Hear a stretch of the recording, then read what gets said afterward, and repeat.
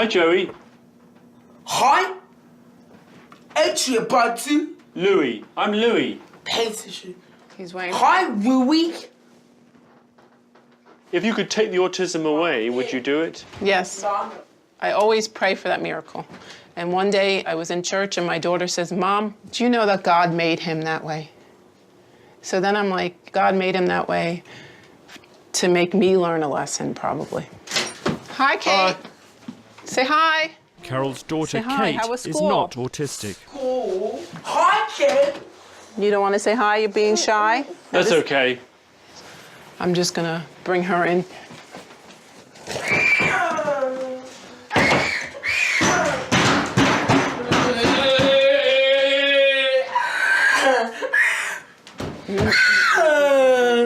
In.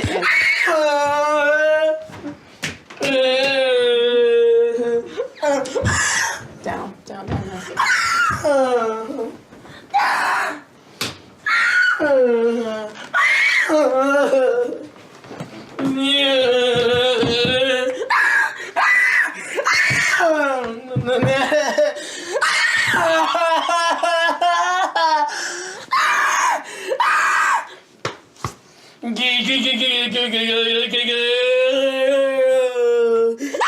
I might call my husband in. Would you mind? Tadeo! Hold his legs. Breathe. Go get some water, Tadeo. Shall I get some water? Thanks.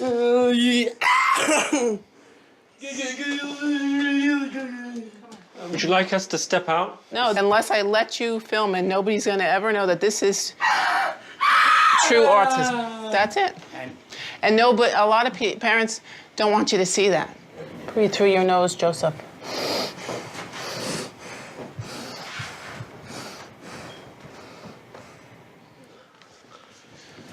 You sorry? Sorry, yes. Okay. Can I have a kiss? Everything's okay now. Everything's okay now. Oh. What Louis said to you. Yeah, everything's okay. Hi guys, as you can tell from this video that I showed in the beginning, I decided to use autism as a disability for my presentation. I found that video to be quite powerful for a number of reasons. One being that it showed the dynamic of having an autistic child within the household when they're having a quote-unquote tantrum. I also felt like that video showed the type of compassion and the needs that a child with autism may have, and I think that's very important as a future educator to understand what a child like that needs. Later on in the presentation, I have a video that basically shows you what's going on in the mind of the child that is actually having a tantrum like that, and I thought it was pretty interesting. But before we get that far, I would like to give you guys a better understanding of what exactly autism is. Like it says right here, autism is a developmental disability, and it's characterized by 3 major deficits. The first one being communication, the second one being social interactions, and the third being repetitive behavior. What that typically means for a child with autism is that they'll have issues with finding friends or communicating, whether it be verbal or writing or any kind of communication for that matter. And they're more apt to repetitive behavior. They have trouble changing or dealing with changes, and that's an issue usually when trying to learn. Autism is considered a cognitive disability that essentially makes communication very difficult for the affected person. But with the gains in technology, we're making big strides. One of the things I found to be pretty interesting is that males are more likely to be 4 or 5 times more likely to be diagnosed with autism than females. Also, we're finding that more children are being diagnosed with autism or as autistic than ever before. Not really sure why. From what I gather about the situation, there's one or two scenarios that's happening. One, less people are being misdiagnosed or going undiagnosed, which is a great thing. Or two, more people are actually becoming autistic, which could prove to be an issue in the future and something that we might need to look into. The cost of care for someone who is autistic was kind of took me aback. I didn't realize how expensive it was to support someone who is autistic. There was a study performed by Autism Speaks, and they claim that over a lifetime you will spend $2 to $4 million in the United States supporting someone with autism. And to me, that it just blows my mind how much money can be spent on therapy. And in the video, you'll see the father is quite dedicated in the lengths that he will go financially and emotionally to ensure that his daughter gets the best care, and he never gives up on his daughter, which I loved. I thought that was great.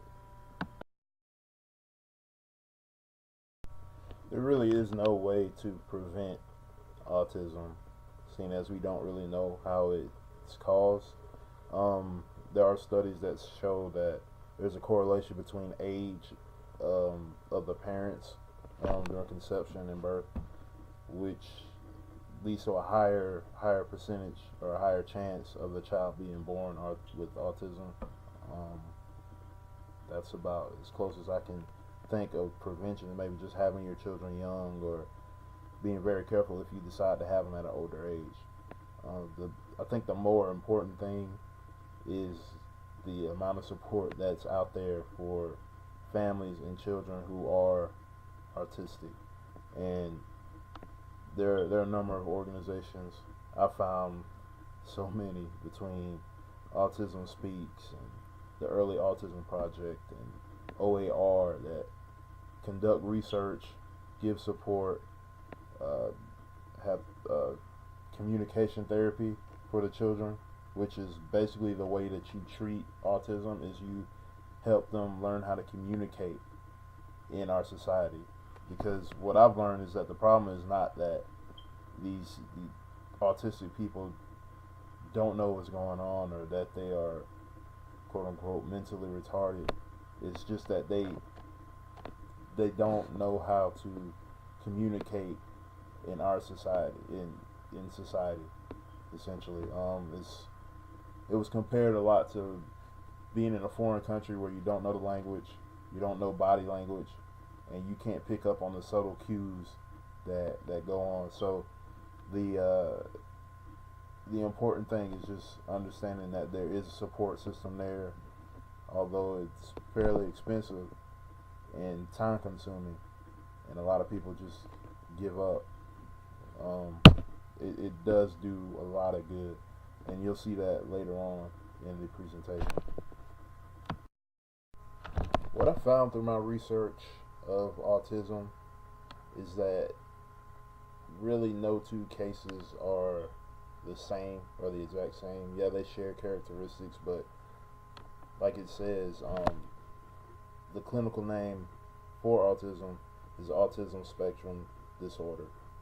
And it's a spectrum because you have a wide range of severities. You have people like the young man in the beginning in that video that I showed you in the intro, to high function autism where people are completely independent and may just seem a little bit off if you were to talk to them or you were to interact with them. And there's no two that are exactly the same, but some of the characteristics that are involved with it fairly simple. Anything from communication issues, difficulty relating to people, In toddlers, one of the checklists or one of the things that they look for is, does the child play with toys? Do they play with toys in the correct manner that most children play with? So there are subtleties to the characteristics that to the untrained eye you would probably never really notice it, or you wouldn't think much of it, but there are some telltale signs that give away autism. There's no one test that can give you a diagnosis of autism, but what they do is observe behaviors, and they have a checklist. One specifically used for toddlers is called the MChat, or MChat, however you want to pronounce it. And basically there's a checklist of things that, I guess, milestones that children should be reaching. At like 18 months they should be babbling, or they should be using their index finger to point. At 2 months they should be talking, or maybe putting words together using 2 words to communicate what they want. And if your child isn't displaying those characteristics, or they're displaying certain characteristics that happen to be on the list, it kind of raises a red flag as far as diagnosing autism. And enough of those characteristics or not showing the characteristics could result in your child being diagnosed with autism. Physical activity is just as important to a child with autism as any other child. When they're younger, they tend to be a little bit more hyperactive, so it's important that they expend that energy. And also the medication that a lot of the children are on causes them to gain weight. So it's extremely important for them to get some physical activity and to avoid being obese as children. One thing that you have to watch out for is overstimulation. People with autism can be very easily overwhelmed by stimuli, whether it be visual or auditory or anything else, and it can make it very difficult to make a program for a young person with autism. But they are very routine oriented. They like to be in the same routine every day, so that can also help you, because you won't have to motivate them to keep doing the same thing over and over again. So once you get them started on something that's not too stimulating, and it doesn't cause too much issue for them, it should be fairly easy. Not easy. It shouldn't be extremely hard to keep a regimen going for a young person with autism. My chosen profession would be coaching, and possibly being an athletic director in high school. And I know as administrator in the public school system, you wear a lot of hats. And though I probably wouldn't be in contact with a child that is autistic on a day-to-day basis, I think it's important that I understand, one, how to tell if a child may be autistic. Two, if they are autistic, what are the steps that I need to take to ensure that this child gets the proper care that he or she may need, and to ensure that the people that will be around this child and the people that are a part of the athletic department are doing the things that they need to do and are trained in how to handle a child that is autistic. Part of that is understanding autistic children and understanding things from their perspective. And I think this next video that I'm about to show you will give you a different perspective that I'd say most people never even considered. This video is about a family that finds out that their child is not mentally retarded. They just have an issue with communicating. Now, what may be the most remarkable coming out event we've ever seen. A little girl is unable to speak a word or connect to the world around her in any way. or so everyone thought, until she turned 11 and suddenly something remarkable happened. ABC's John McKenzie has the story of a girl breaking out of her own body. You don't know what it feels like to be me. When you can't sit still because your legs feel like they're on fire, or it feels like 100 ants are crawling up your arms. How is it that these powerful words came out of this flailing body? People look at me and assume I am dumb because I can't talk. Something extraordinary happened to this 14-year-old who was written off as mentally deficient, something that may help unlock the mysteries of a baffling disorder. What do I want? I want to be like every other kid, but I can't because I am Carly. Born in Toronto, Canada, Carly Fleischman was 2 years old when it became clear she was not keeping up with her twin sister Tara. When you're told your child is going to be developmentally delayed, that they might achieve the developmental level of a 6-year-old, it's like being kicked in the gut. When Arthur Fleischman and his wife Tammy learned the diagnosis was autism, they expected the worst, that the twins were headed in different directions. And how bad did it get for Carly those first few years? Awful. Part of her delays prevented her from walking, from sitting up. It was clear that Carly, like most autistic children, was lost in her own world, perpetually swimming underwater. And all the doctors would say, you're the parent. You should do as much as you feel you need to do for this kid. Carly, stand up. The Fleischmans were on their own. Experts told them that early intervention was critical. You use your fork. So ever since Carly was 3, her therapy has been intensive, unrelenting. This took about 40 to 60 hours a week of one-to-one therapy. She always had about 3 to 4 therapists working with her. And if you're not getting results with one approach, you move on and you try something else. You didn't give up. You pushed Carly. When you look in Carly's eyes, you can see an innate intelligence. So we never gave up. We never gave up. But if there was intelligence, Carly's ceaseless rocking, flailing arms, and tantrums hid any trace of it. Worse, she couldn't speak, not a word. I did not have any expectation that she would have a fluent form of communication.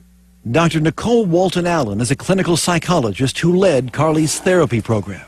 Her profile was that of a child who was severely autistic and more than likely moderately mentally retarded.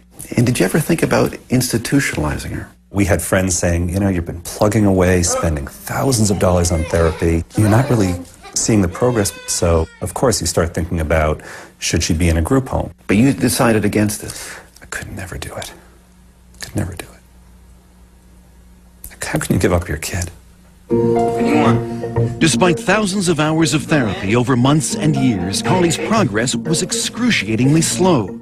That is until one day 3 years ago when Carly was 11. She ran to a computer for the first time, and what happened next was a breakthrough so profound it would finally pierce Carly's silent, secret world.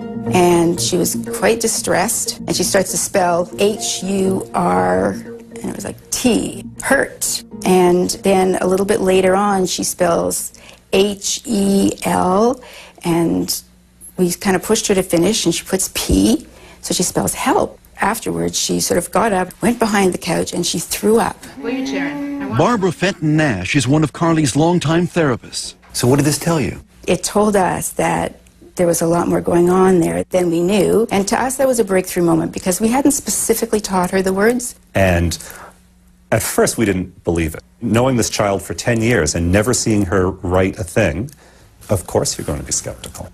Everyone was, including her other therapists, who were now desperate to see proof.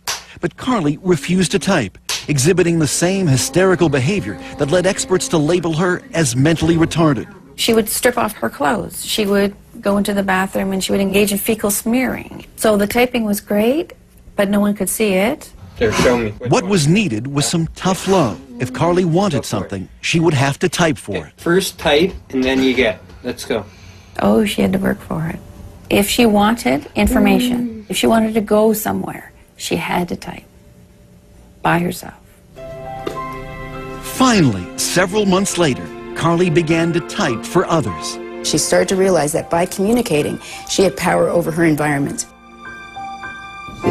And what came through her finger, typing one letter at a time, with fluency no one could believe, was astonishing.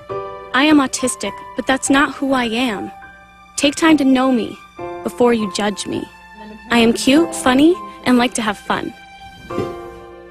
Through her torrent of words, Carly began to unravel the mysteries behind her often wild behavior. Like banging her head. Because if I don't, it feels like my body is going to explode. It's just like when you shake a can of Coke.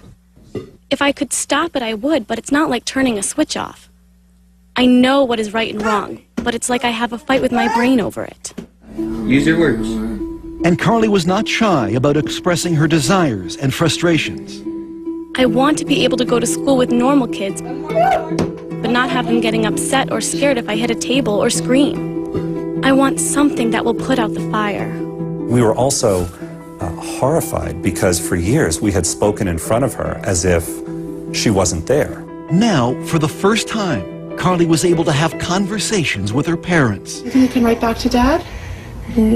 I want to go on a snowmobile. Can we do it? Will you go on one? I think it would be fun. So here's your daughter, and finally you get to meet her. Mm-hmm. What was that like? Overwhelming. Overwhelming. I stopped looking at her as a disabled person. You promised. Did you lie to me? And started looking at her as a sort of sassy, mischievous teenage girl. I want people to know that no one is telling me what to say, and I don't have a hand up my butt like a puppet. Carly has been very clear that she sees herself as a normal child, locked in a body that does things that she has no control over. Side by side with her twin sister Taryn, it would be easy to dismiss Carly as intellectually challenged. That is, until you ask her a question. Carly, why do autistic kids cover their ears, flap their hands, hum, and rock? It's a way for us to drown out all sensory input that overloads us all at once. We create output to block out input. Carly's brain, unlike most people's, is overwhelmed by the senses of sight and sound, taste and smell. Our brains are wired differently. We take in many sounds and conversations at once. I take over 1,000 pictures of a person's face when I look at them. That's why we have a hard time looking at people. The one thing she can control is when and where she'll type. So this is John. This is John. And usually she needs to be motivated. Finish up. You're doing great. When I tried making conversation with Carly, she would not type back. I'll tell you anything you want to know. Her finger hovering over the keys for hours, until I brought up my teenage son. He wants to play football. Oh, she's smiling. It's going to be something funny. Are you embarrassed?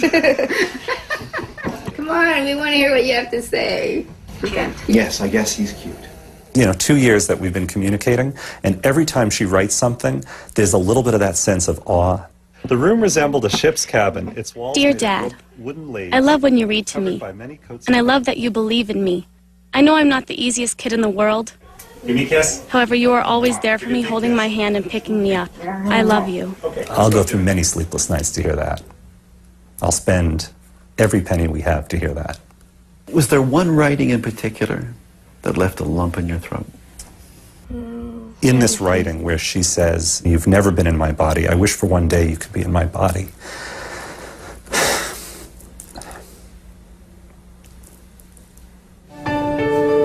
A year after we first met Carly, she is happier, calmer, more independent. Come on, let's get this in the pan. She's even writing a novel. I think that humankind is just oblivious to things that have been around for many years. She also has her own internet blog and twitters regularly, answering questions from people all over North America.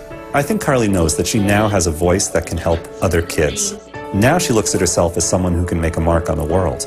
And that's got to be life-changing. What do you hope for Carly now? I want her to be happy. I want her to have dreams and goals and accomplish those goals in spite of her challenges. I think the only thing I can say is don't give up. Your inner voice will find its way out. Mine did.